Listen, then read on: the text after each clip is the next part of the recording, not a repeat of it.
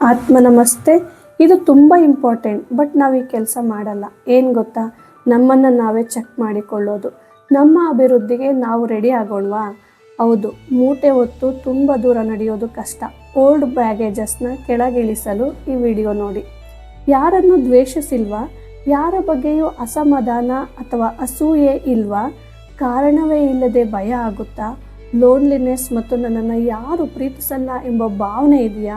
ಈ ಫೀಲಿಂಗ್ಸ್ಗಳ ಜೊತೆಗೆ ಉಸಿರಾಟದ ಸಮಸ್ಯೆ, ಎದೆನೋವು, BP issues, upper back pain, shoulder pain, ಇಂಥ ಸಮಸ್ಯೆಗಳು ಯಾವುದಾದ್ರೂ ನಿಮಗೂ ಇದ್ದಾವ?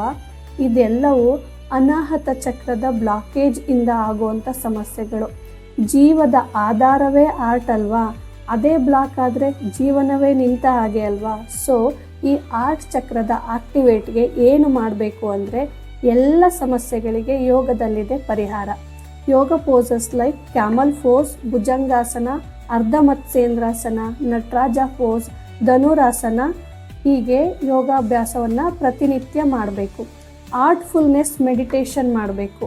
ಮುದ್ರೆಗಳು: ಅಭಯ ಹೃದಯ ಮುದ್ರಾ, ಅನಾಹತ ಮುದ್ರಾ, ಪದ್ಮ ಮುದ್ರಾ. ಈ ಮುದ್ರೆಗಳಲ್ಲಿ ದಿನದಲ್ಲಿ 15 ನಿಮಿಷಗಳ ಕಾಲ ಮೆಡಿಟೇಷನ್ ಮಾಡಬೇಕು. ಈಶಾನ ರುದ್ರ ಶಿವನ ಆರಾಧನೆ ಮಾಡಬೇಕು. ಓಂ ಓ ಶುದ್ಧಿ ಚಾಂಟ್ ಮಾಡಬೇಕು. ಕೃತಜ್ಞತಾ ಮನೋಭಾವ ಬೆಳೆಸಿಕೊಳ್ಬೇಕು. ವಿಡಿಯೋ ನೋಡಿದ್ರೆ ಸಾಕಾಗಲ್ಲ. ನಾವು ಹೇಳಿದ ಅಭ್ಯಾಸಗಳನ್ನು ಒಂದನ್ನಾದರೂ ಸ್ಟಾರ್ಟ್ ಮಾಡಿ. ಯೋಗ ಕಲಿಯೋಕ್ಕೂ ಯೋಗ ಬೇಕು. ಆ ಯೋಗ ಆದಷ್ಟು ಬೇಗ ನಿಮ್ಮೆಲ್ಲರಿಗೂ ಬರಲಿ. ಹರಿ ಓಂ.